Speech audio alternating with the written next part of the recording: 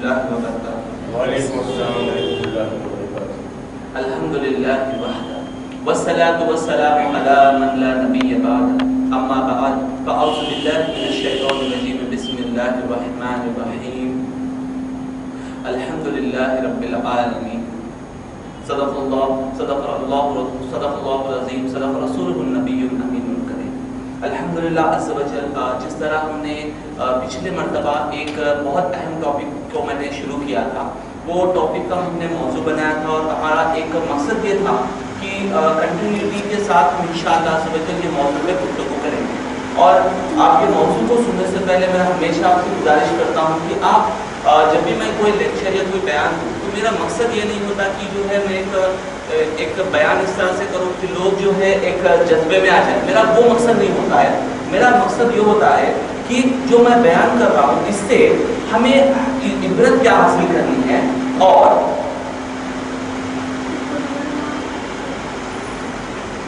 ہمیں عبرت کیا حاصل کرنی ہے اور دور حاضر میں یعنی آج کے جو ماحول ہے اس کے متعلق ہمیں کیا کیا چیزیں ہماری نظر کے سامنے آ رہی ہے. اگر صرف ہم ایسے ہو جائے کہ جو ہے نا صرف آئے بیان سننے چلے گئے تو اس سے فائدہ کس کو ہو رہا ہے بتائیں مجھے.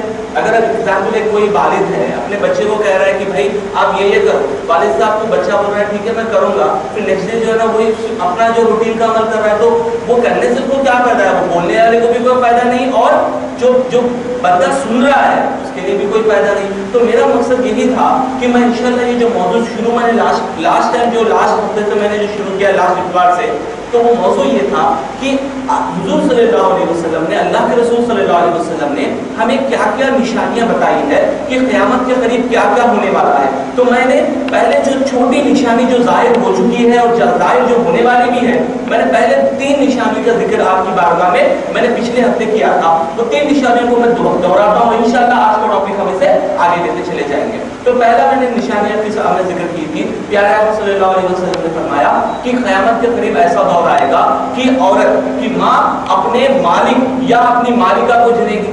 ہم نے اس کے بارے میں بہت ڈیٹیل گفتگو کی تھی. یعنی آخر یہ کیسا ہوگا کہ جو ہے ماں اپنے بچے کو نہیں بلکہ اپنے مالک کو جنے گی. میں نے اس کا detail scientific point of view سے، انٹلیکچوئل پوائنٹ آف ویو سے، اسلامک پوائنٹ آف ویو سے میں نے آپ کو اس کے بارے میں ڈسکس کیا تھا. اور دوسری ہم نے علامت دیکھی تھی کہ سرکار صلی اللہ علیہ وسلم نے فرمایا کہ ایک ایسا دور آئے گا کہ ننگے پاؤں اور ننگے بدن لوگ جو بکریوں کو چراتے تھے وہ لوگ ایک دوسرے سے محل بنائیں گے، بڑے بڑے محل بنائیں گے اور کہیں گے ایک دوسرے پر فخر کریں گے. تو میں نے کہا کہ آپ جا کر دیکھ لیجئے سعودی عربیہ دبئی میں جو سب سے بڑا جو ابھی بنا ہوا برج عرب، جو سب سے بڑا وہاں پر برج خلیفہ، جو سب سے بڑی عمارت ہے، تو دنیا کی سب سے بڑی عمارت کس نے بنائی؟ اگر آپ دیکھیں گے تو یہ لوگ وہی لوگ تھے جو کچھ سال پہلے کچھ 100 ایئرس، اگر آپ دیکھیں گے زیادہ سے زیادہ 100 ایئرس پہلے یہ لوگ جو ہے ریاض وغیرہ میں چرواہا ہے یعنی بکریوں کا جو ہے نا کام کرنے والے ہوتے تھے. لیکن سرکار نے فرمایا یہ دور آئے گا. اسی طرح میں نے تیسری بات کہی، سرکار نے فرمایا کہ ایسا بھی دور آئے گا کہ مرد اتنے کم ہو جائیں گے کہ 50 عورتوں کو ایک شخص کو جو ہے سنبھالنا پڑے گا.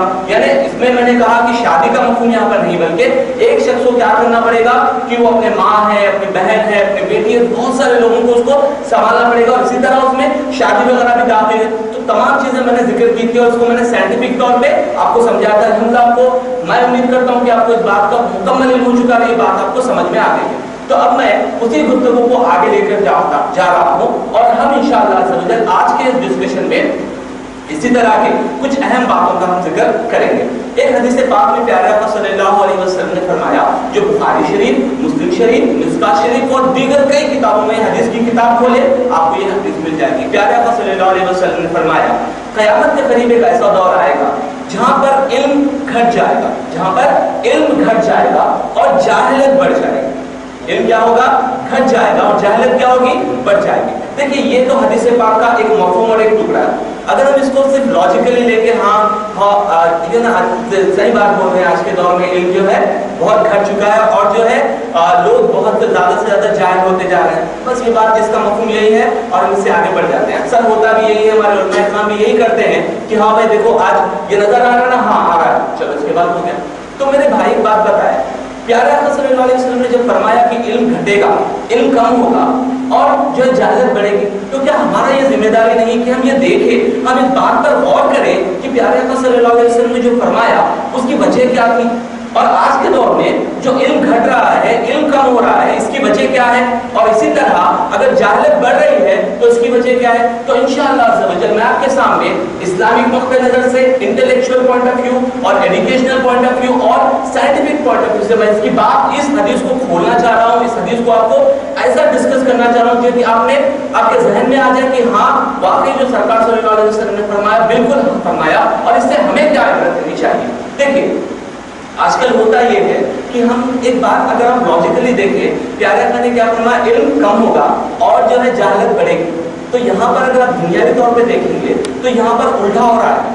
دنیاوی طور پہ اگر دیکھیں گے تو انسان بہت زیادہ ایجوکیٹڈ ہو رہا ہے، انسان بہت زیادہ ایجوکیٹڈ ہو رہا ہے۔ دیکھیے مسلمان گھروں میں پہلے انجینئر، ڈاکٹر، IAS آفیسر وغیرہ نہیں ہوتے تھے، لیکن آپ ہو رہا کیا رہا ہے کہ مسلمان ایجوکیٹڈ ہو رہے ہیں، اور جو لوگ نہیں پڑھتے تھے وہ کم سے اگر آپ دیکھیں گے ایک چھوٹے سے چھوٹے گھر میں رہنے والے بھی بچے آج ایجوکیشن انسٹیٹیوشن جا کر پڑھائی حاصل کر رہے ہیں۔ تو ہم دیکھیں کہ دنیاوی اعتبار سے تو پتہ یہ چل رہا ہے، معلوم یہ ہو رہا ہے کہ یہاں پر علم بڑھ رہا ہے، لیکن یہاں پر ایک بات آپ ذہن میں رکھیں، علماء کرام نے اس کی تشریح فرمائی۔ ملا علی قاری نے اپنی جو تشریح میں یہ لکھا ہے کہ آپ نے فرمایا جو علم گھٹنے کی بات ہے یہ دنیاوی علوم نہیں بلکہ یہ پہلی بات تو یہ دینی علوم ہے۔ کون سے علوم ہے یہ؟ دینی علوم۔ آپ نے کہا تو علم کس طرح سے ختم ہو جائے گا، علم کس طرح سے نیچے ہو جائے گا؟ تو آپ نے کہا کہ اللہ تعالیٰ علم والے کو علم دے کر چھینے گا نہیں، یعنی جو بندہ عالم ہے وہ عالم ہی رہے گا، اس کو اللہ تعالیٰ اس کا علم چھینے گا نہیں، بلکہ آپ نے فرمایا جب قیامت کا دور قریب آئے گا تو ہوگا یہ کہ جو ہے نا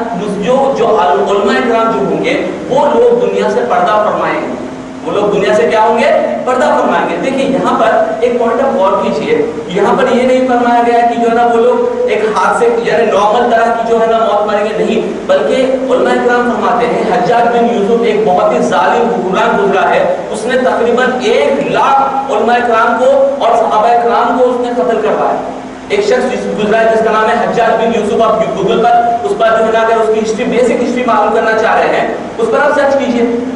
تو میں بتانا یہ چاہ رہا ہوں کہ پہلے دور سے سرکار صلی اللہ علیہ وسلم کے بعد کے دور سے شروع یہ ہوا کہ لوگوں نے علماء اکرام کو ختم کرنا شروع کیا، علماء اکرام کو ماننا شروع کیا، اور آج بھی اگر آپ دیکھیں تو ہر ایک فرقہ، ہر ایک شخص علماء اکرام کو ہی ٹارگٹ کرتا ہے، علماء اکرام پر ہی انگلی اٹھاتے ہیں۔ اگر آپ غیر قوم دیکھیں گے تو سب سے پہلے وہ عالموں کو گالی دیتے ہیں، عالموں کو ہی وہ ٹارگٹ کرتے ہیں، ہوتا ہے یا نہیں ہوتا؟ تو یہاں پر ایک یہ مفہوم ہے کہ علماء اکرام کو قید کر دیا جائے گا یا علماء اکرام کو مار دیا جائے گا تاکہ وہ حق بات، علم کی بات کو نہ پھیلا سکے۔ تو یہ ایک اس سے مفہوم ہم لے سکتے ہیں۔ اور ایک بات یہ دیکھیں کہ ٹھیک میں ایک اس کو جو ہے نا سائنٹیفک طور پہ بھی آپ کے سامنے پیش کرنا چاہتا ہوں۔ یہ بات دیکھیں، بعض لوگ ایک لاجیکلی یہ کہتے ہیں کہ بھائی اب دیکھیے آج کل سرکار نے فرمایا حدیث ترمذی شریف کی حدیث پاک میں میری عمر 73 فرقوں میں بیٹھے گی، صرف تمام کے تمام جہنم میں جائے گا، صرف ایک جنت میں جائے گا۔ تو آج کے ہر فرقہ، حتیٰ کہ قادیانی بھی کہتے ہیں کہ بھائی ہم ہی جنت میں جانے والے ہیں، ہر فرقہ کہتا ہے کہ ہم جنت میں جانا ہے۔ بھائی یہاں پر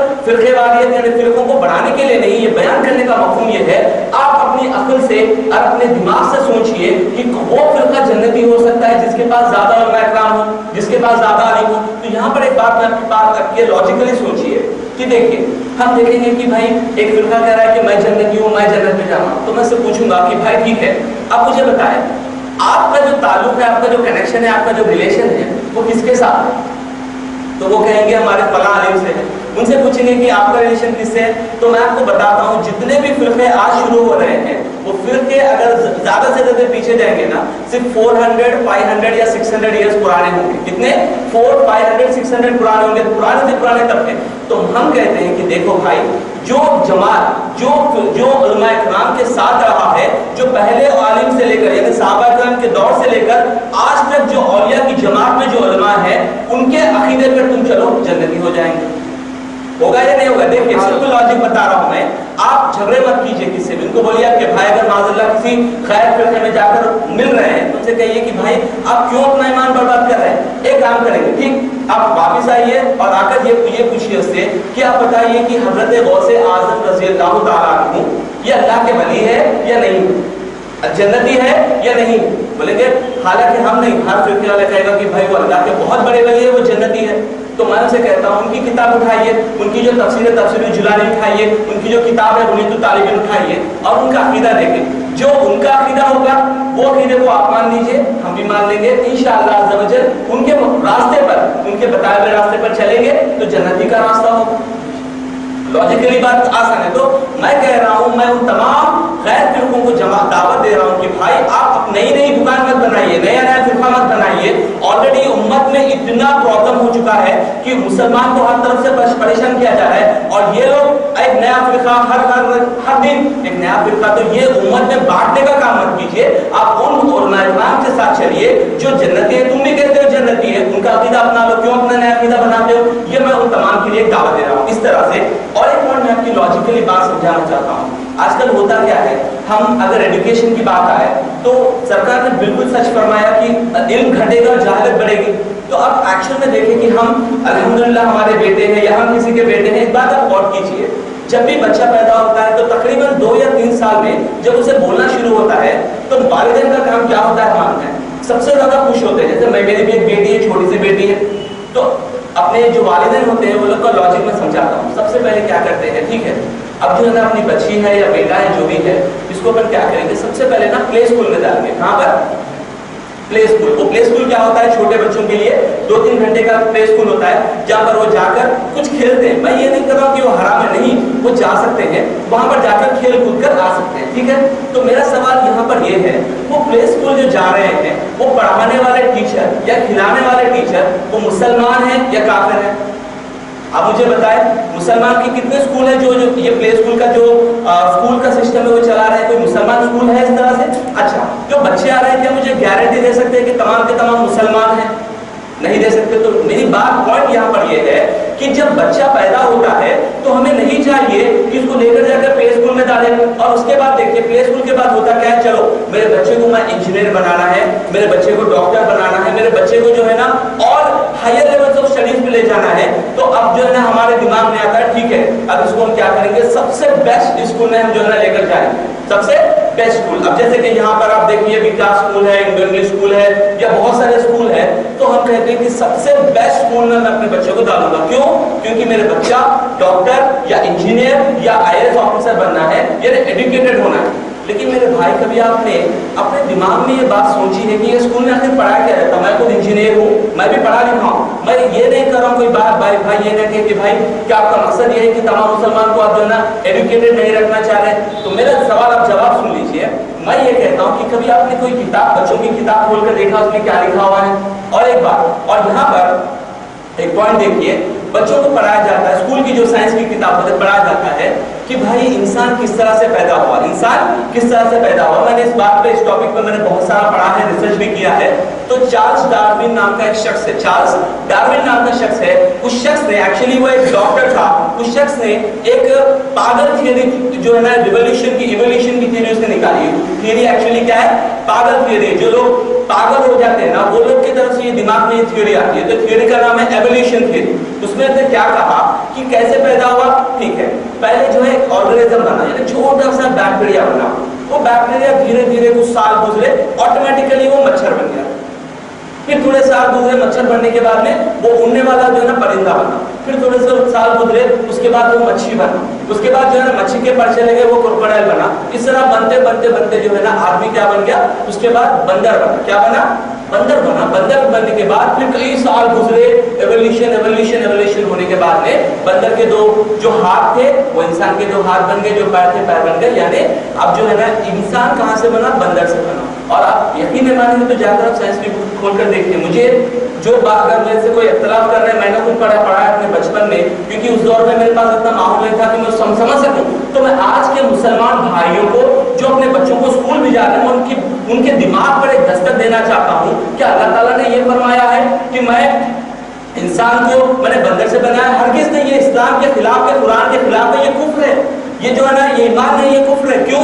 کیونکہ اللہ نے فرمایا میں نے انسان کو پیدا فرمایا آدم کے ذریعے سے, اور آدم کو میں نے مٹی سے پیدا فرمایا. تو اسلام کا عقیدہ یہ نہیں کہ جو ہے نا پہلے بندر تھا, پہلے ایک آرگنزم تھا, آرگنزم سے آرگنزم بنا, آرگنزم سے آرگنزم بنا, پھر جو ہے نا بندر بنا, بندر سے انسان بنا. نہیں, یہ تھیوری آف ایولیوشن جو بچوں کو پڑھائی جا رہی ہے یہ سراسر کفر ہے. جو بندہ جان بوجھ کر, یعنی اس کو پتا ہے یہ پڑھایا جا رہا ہے اور وہ کچھ نہیں کہہ رہا ہے, اور بچے کے دماغ میں یہ بیٹھ گیا ہے کہ ہاں ایسی ہوا ہوگا, اللہ تعالیٰ پہلے ایسا بنایا ہوگا, ایسا بنا ہوگا, میرے بھائی اس کا بات بتائیے، جب بڑا ہوگا اس کے دماغ میں یہی جب تھیوری رہے گی تو کیا وہ اسلامی نقطہ نظر سے مسلمان رہے گا میرے بھائی؟ ایڈوکیٹڈ تو رہ جائے گا، کیا مسلمان رہے گا وہ؟ تو میرے بھائی میں بتانا یہ چاہ رہا ہوں جو ہمارے بکس میں پڑھایا جا رہا ہے وہ اسلام نہیں بلکہ اسلام کے خلاف تمام چیزیں پڑھائی جا رہی ہے۔ اسی طرح ایک سیکنڈ تھیوری آپ کو ہے، تھیوری آف ریلیٹیوٹی، یہ البرٹ آئنسٹائن نام کے ایک سائنٹسٹ نے نکالا۔ اس کا ایک لاجک میں سمجھاتا ہوں، وہ کہتا ہے، اس کا کانسیپٹ یہ ہے کہ انرجی کی not be created not destroyed. اس کا سمپل فارمولا کیا ہے؟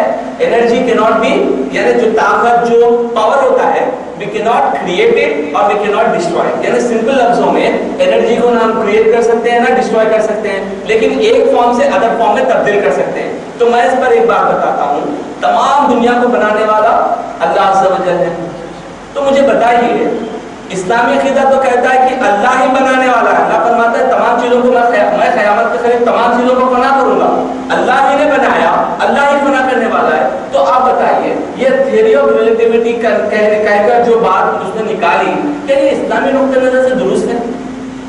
میرے بھائی بتائیے درست ہے یا نہیں؟ تو میں یہ سوال میرا یہ ہے کہ آپ اپنے چھوٹے سے بچے کو لے جا کر کافروں کے اسکول میں ڈال رہے ہیں، ڈالنے کے بعد اس کو تمام انگلش کی تربیت، تمام scientific logic without any Islamic knowledge اگر آپ دیں گے تو وہ بچہ بڑا ہو کے اسلامک کی طرف جائے گا یا سائنس کی طرف جائے گا، جو دین کی طرف آئے گا یا کفر کی طرف جائے گا؟ مجھے بتایا ہاں یا نہ میں جواب دے، کس کی طرف جائے گا وہ؟ کفر کی طرف۔ تو میں یہ کہتا ہوں، میری بات آپ سمجھیے، یہ پرابلم ہے، اس کا سولوشن میں آپ کو دیتا ہوں۔ دیکھیے، سب سے پہلے بچہ اگر پیدا ہو، بچے کی تھوڑی عمر آ جائے تو اس کو آپ جو ہے اے پر ایپل، بی پر بال، یہ جو بیکار چیزیں مت پڑھائیے، اس کو کیا پڑھائیے؟ الف با، الف سے اللہ، با سے یہ پڑھائیے۔ پہلے آپ کا کام یہ ہے الف با سے شروع کرائیے۔ پہلے عالم یا کسی بھی مدرس کو اپنے گھر پر بلائیے۔ ان کو کتنی تنخواہ دینا ہے میں بتاتا ہوں آپ کو۔ لوگ جو ہے نا بہت زیادہ کنجوسی کرتے ہیں، یعنی کیسا ہوتا ہے، وہ مدرسے میں 50 روپے لے لینا، حضرت آپ کیا ہے 75 روپیز دے دیں، ہوتا ہے نا میرے بھائی، ایک مہینے میں 75 روپیز دینے کے لیے لوگ پیچھے ہٹتے ہیں۔ اسکول میں یہ اسکول جو ہے نا بریلینٹ اسکول ہے، کتنا ہے اس میں 2000 روپے پر منتھ، کتنے اتنے بچے کے لیے؟ تو اب ہم ہوتے ہیں نو پرابلم ایڈجسٹمنٹ کر لیں گے، ہم 2000 روپے دینے کے لیے ریڈی ہیں۔ تو میرے بھائی بتائیے، ہمارا آخرت اصل ہمارے لیے آخرت امپورٹنٹ ہے، ہم آخرت کو چھوڑ کر دنیا کے لیے جو ہے نا ایک 70 دین کے لیے تو 75 روپیز نہیں ہو رہے ہیں، لیکن آخرت کے لیے تو 75 نہیں ہو رہے ہیں، لیکن دنیا کے لیے 2000 بھی دینے ریڈی ہے، 3000 بھی دینے ریڈی ہے۔ تو اگر ہم ایسا کریں گے تو سرکار نے کیا فرمایا کہ علم دین کیا ہوگا؟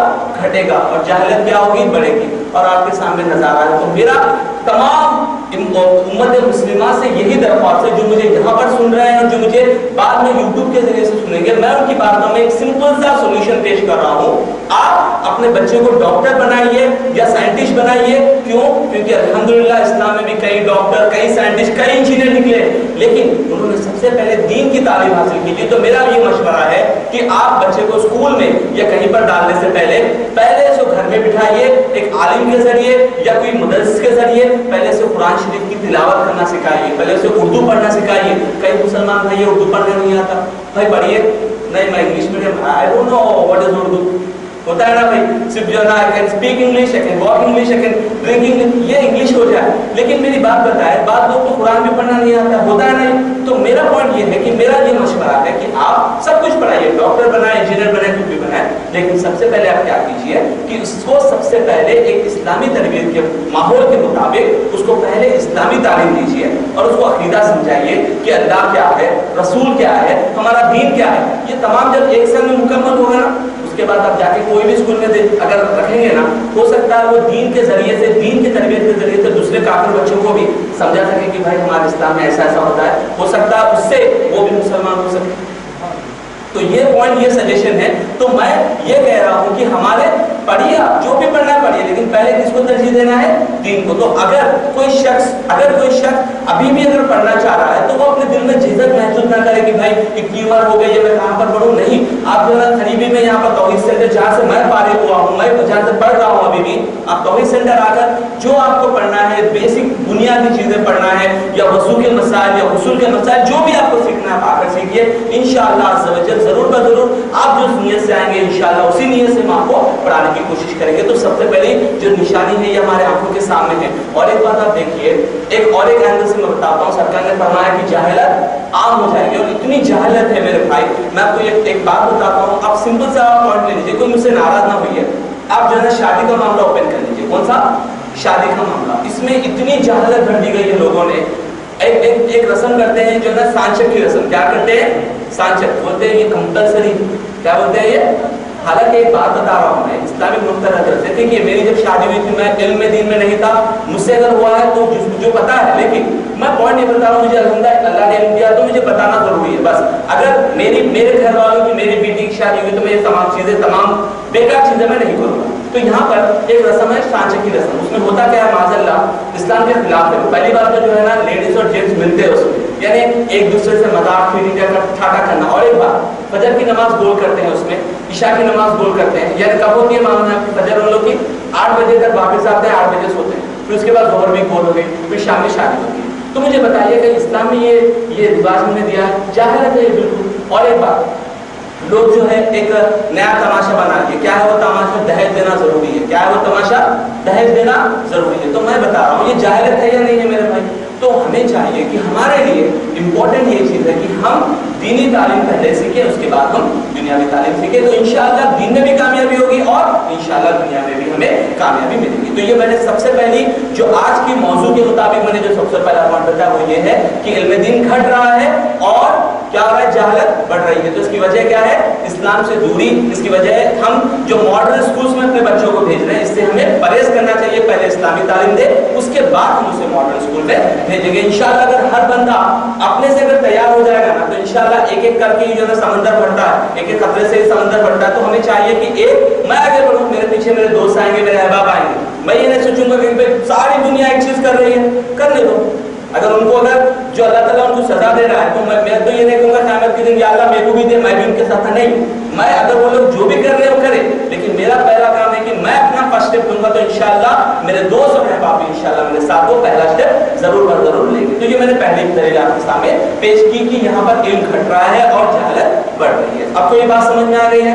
تو آپ بتائیں کہ آپ کے دل میں ایک پوائنٹ سمجھ میں آیا کہ ہاں یہ بات اس وجہ سے ہو رہی ہے کہ ہم علم دین سے دور ہو رہے ہیں. اور ایک بات میں آپ کو بات بتاتا ہوں, ایک مسلمان ہونے کے ناطے ہم صرف اور صرف جو ہے اپنے کاروبار کا جو ہے ڈیٹیلز رکھ لینا یا صرف اپنی پڑھائی کے نالج رکھ لینا کافی نہیں. صرف یہ کہہ دینا کہ بھائی میرے کاروبار میں بہت بزی ہوں کہ آپ دنیا دیکھوں. بھائی بات بتاتا ہوں میں آپ کو, آج جو گورنمنٹ آئی ہے, نئی جو گورنمنٹ ہے, انہوں نے ایسی سازش ہے ان کے پیچھے, جو پیچھے بیک گراؤنڈ ایک سازش کر رہے ہیں. ایک چیز اور ایک لاگو وہ لوگ لاگو کرنے کے لیے سوچ رہے ہیں, لیکن اکثر مسلمان وہ چیز کیا ہے پتا نہیں. وہ چیز کا نام ہے, شارٹ کٹ میں بتاتا ہوں, UCC. ٹھیک ہے, آپ میں سے کتنے بھائی ہیں جس کو اس کا فل فارم پتا ہے؟ UCC. کتنے بھائی ہیں جس کو پتا ہے اس کا فل فارم UCC کا مطلب کیا ہے؟ آپ پیپر میں پڑھے ہوں گے, انہیں پتا نہیں. UCC کا مطلب ہوتا ہے یونیفارم سول کوڈ. UCC کا مطلب کیا ہوتا ہے؟ Uniform civil code. اب میں بتاتا ہوں, یہ بات یاد رکھیں. پہلے دیکھیں یہ بھی اسلام کا اہم چیز ہے. اگر اس کو آپ چھوڑ دیں گے نا, میں بتا رہا ہوں آپ کو, اگر آپ اسلامی قانون کو چھوڑیں گے نا, کدھر کے بھی نہیں دیں گے. ترکی نے وہ کیا, ترکی میں پہلے اسلامی حکومت تھی, انہوں نے اسلامی قانون چھوڑ دیا. ماڈرن اب جا کے دیکھیں پورے جو ہے امریکہ کی طرف ہو گئے, وہ بالکل ننگے پھرتے ہیں. تو میں بتانا چاہ رہا ہوں UCC کے ہے اصل ہے کیا. یہاں پر یہ لوگ کا دعویٰ ہے, جو نئی گورنمنٹ میں یہ لوگ کہتے ہیں, مجھے بتانا ضروری ہے, چاہے کوئی کچھ کر لے مجھے کوئی فرق نہیں پڑتا, بتانا ضروری ہے. وہ یہ ہے کہ انہوں کا بتانا یہ ہے کہ انڈیا تو تمام لوگوں کے لیے برابر حکم ہونا ہے. تو وہ کہتے ہیں کہ بھائی دیکھو, آپ لوگوں کے پاس آپ کے الگ رولس ہیں, یعنی آپ کے طلاق کے رولس الگ ہیں, آپ کے جو ہے نکاح کے رولس الگ ہیں, آپ کے انہیریٹنس یعنی بंٹوارے کے رول الگ ہیں. یہ سب نہیں چلتا ہمارے پاس. وہ لوگ کیا کہہ رہے ہیں, یہ نہیں, بلکہ اس جو ہے نا انڈین کانسٹیٹیوشن آرٹیکل 41 کے تحت وہ لوگ کا بولنا یہ ہے کہ تمام انڈینز ایک ہی لائن میں آنا ہے اور تمام کو ایک ہی یونیفارم سول کوڈ ہونا ہے. یعنی اللہ نے جو قرآن میں فرمایا ہے نا کہ تم طلاق دینا ہے, تو طلاق آپ کے پاس کتنی مرتبہ ہے؟ 3 مرتبہ. اگر کسی نے 3 مرتبہ طلاق کی تو ہمیشہ کے لیے حرام ہوگی. UCC کوڈ کہتا ہے نہیں ایسا کچھ بھی نہیں ہے, طلاق دینے کے لیے پہلے کورٹ کے پاس آنا. تو مجھے بتائیے جب قرآن کو ہم چھوڑیں گے، سرکار نے فرمایا جو آخری خطبہ سرکار نے دیا، فرمایا کہ میں تمہیں پاس دو چیزیں چھوڑ کر جا رہا ہوں، قرآن اور میری سنت، جو اس کو مضبوط سے تھام کر رہے گا وہ کامیاب ہوگا، کبھی گمراہ نہیں ہوگا۔ تو ہم اگر قرآن کو چھوڑیں گے اور کہیں گے نہیں یہ جو گورنمنٹ آ رہی ہے وہ رقم لینے کے لیے کوئی تیار ہوگا؟ یہ اور ایک بات اس میں اور ایک چیز ہے کہ مسلمان کو وہ لوگ لمٹ لگانا چاہتے ہیں کہ ہم 4 شادی نہیں کر سکتے۔ حالانکہ ایک بات بتا رہا ہوں میں، لاجیکلی آپ ریسرچ کر کے دیکھ لیجیے، الحمدللہ مسلمان گھروں میں اگر آپ ٹوٹل 100% پاپولیشن دیکھیں گے نا، اس میں سے صرف 1% یا 0.5% لوگ ہی ایک سے زیادہ شادی کرتے ہیں۔ کیوں؟ کہ الحمدللہ مسلمان کے دل میں خوف ہوتا ہے کہ اگر میں جسٹس نہیں کروں گا تو قیامت کے دن میری پکڑ ہوگی، ہے یا نہیں؟ تو آپ جا کر دیکھیں کئی مولانا ہیں ان کی صرف ایک ہی شادی ہوتی ہے نا؟ تو یہاں پر یہ لوگ کیا کر رہے ہیں کہ یہ 2 شادی کرنا اسلامک جو ہے بہنوں کے خلاف انجسٹس ہے۔ میں کہتا ہوں بھائی تمہیں آج ہماری بہنوں کی انجسٹس یاد آ رہی ہے جو تم نے ہمارے بہنوں کے ساتھ جو دیگر جگہوں پر جو تم نے کیا ہے، جو تم نے اسٹیٹس میں کیا ہے، جب ہماری بہنوں کی عزت تمہیں تمہارے نظر میں نہیں آئی، جب تم یہ نہیں سوچے کہ یہ کسی کی بہن ہے، آج بڑا جو ہے فکر ہو رہی کہ مسلمان عورتوں کے ساتھ ناانصافی ہو رہی ہے، اور طلاق جو 3 مرتبہ دی جاتی ہے ان کے مطابق کہہ رہے ہیں کہ بھائی یہ مسلمان بہنوں کے لیے ہم لڑ رہے ہیں۔ آپ دیکھیے یہ بولتے ہیں نا چور الٹا کوتوال کو ڈانٹے بولتے ہیں، یعنی چور پولیس کو ڈانٹ رہا ہے، یعنی ہم ہمارے بہنوں کو سنبھال رہے ہیں، ہم ہماری بہنوں کو ماں کو سب کو لے کر چل رہے ہیں، اور یہ جو ہے نا کافر آ کر ہمیں کہہ رہے ہیں کہ نہیں ہمیں بہت فکر ہے، یہ رول آ جائے گا تو یہ فکر ہو جائیں گے۔ یہ پورا فکر کا کوئی مسئلہ نہیں ہے، یہاں پر مسئلہ یہ ہے کہ مسلمان کو اس کے بیسک قرآن کی جو چیزیں جو اللہ نے ہدایت دی ہے اسے روک کر اس کو کیا کرنا چاہ رہے ہیں یہ لوگ، ایک یونیفارم۔ لیکن الحمدللہ کل میں نے پیپر میں ایک آرٹیکل پڑھا ہے کہ ایک شخص نے اس پر پٹیشن داخل کی کہ آل اوور انڈیا میں یونیفارم سول کوڈ آنا چاہیے، لیکن ہائی کورٹ نے اسے کہا، اس کا یہ کہہ کر ریجیکٹ کیا کہ 1995 میں سپریم کورٹ نے اسی پٹیشن پر یہ بات کہی ہے کہ انڈیا ایک ڈائیورسفائڈ کنٹری ہے، انڈیا ایک ڈائیورسفائڈ، اس میں ہر قسم کے لوگ اور ہر قسم کے ریلیجن والے ہوتے ہیں، ہم تمام کو جو ہے نا بھیڑ بکریوں کی طرح ایک طرح سے چلو نہیں کر سکتے، جس کا جو رول ہے وہ پرسنل لا پر ہی وہ عمل کریں گے، اور اس پٹیشن کو اس نے خارج کر دیا گیا۔ یہ ہمارے لیے خوشخبری ہے، لیکن ہمیں سوتے رہنا نہیں چاہیے۔ اگر ہم سوتے رہیں گے وہاں پارلیمنٹ میں بل پاس کر دیے تو ہے نا، تو ہمارے لیے یہ ضروری ہے کہ ہم مسلمان بھائیوں کو سمجھائیں کہ بھائی یہ بل دراصل کچھ نہیں ہے، قرآن اور حدیث کے خلاف مسلمان کو بھڑکانا ہے، قرآن اور حدیث کے خلاف کرنا ہے، تو ہمیں چاہیے کہ ہم انفارم رہیں۔ ہم ایسا جو ہے نا جاہلوں کی طرح ہم رہیں گے، ہمیں پتہ ہی نہیں وہ کیا چیز ہے، واقعی اپنے سے سائن لے کے چلیں گے آپ کے لیے اچھا ہے، سائن کر دیے تو پورا ہوتا ہے، اگر کوئی بالکل جاہل ہے اس کو پتہ ہی نہیں ہے سائن کر دے گا تو ہوتا ہے نا۔ تو یہاں پر ہمیں چاہیے کہ ہم دنیا پر بھی نظر رکھیں، نیشنل چیزوں پر بھی نظر رکھیں، اور انٹرنیشنل چیزوں پر بھی نظر رکھیں، یعنی نالج کے پوائنٹ آف ویو سے انشاءاللہ ہم تمام چیزوں پر نظر رکھنے کی کوشش کریں گے۔ تو یہ پہلا موضوع ہمارا تھا کہ یہ موضوع یہ ہے کہ ہمیں دین، ابھی جو دنیا میں علم دین گھٹ رہا ہے اور جہالت بڑھ رہی ہے، میں نے اس کو اپنے طریقے سے جو عام طور پر، اور میں ہم اس بات کو نہیں لاتے لیکن میں نے کوشش کی ہے، میرا جتنا نافذ علم ہے اس کے ذریعے سے میں نے آپ کی بارگاہ میں اس کو مکمل طور پہ بتایا۔